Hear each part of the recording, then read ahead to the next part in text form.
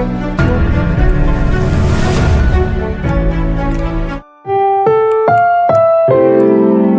programang ito ay rated SPG, striktong patnubay at gabay ng magulang ang kailangan. Maaaring may masiselang tema, lengguwahe, karahasan, sexual, horror o droga na hindi angkop sa mga...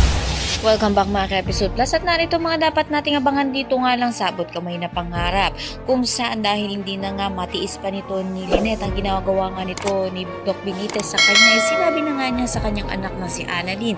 Kaya naman nasabi na nga nito ni Annalyn kay Chang Susan at nalaman ni Josa, kaya plano nga nito na isuplong na nga ito nga si Doc Benitez sa kinauukulang upang maparusahan na nga ito sa pananakit sa kanyang kaibigan. Sa kabilang banda naman nga ay may magandang balita naman nga itong pulisa dito nga kay Giselle kung saan nakita nga isang sasakyan na mayroon nga bumabang babae dito. Kaya malaki namang tugtog nito ni Giselle na kay Moira nga ito na hindi inaasahan na dumating naman nga itong si Moira at narinig nga niya ang sinabi nga nito ni Giselle. Magkakaharap na nga itong si Justin at itong si Zoe kung saan masusupalpal nga nito ni Justin itong si Zoe na kapag nagising na nga raw itong si Lolo Pepe, ito na nga mismo ang magiging sampid sa Apex.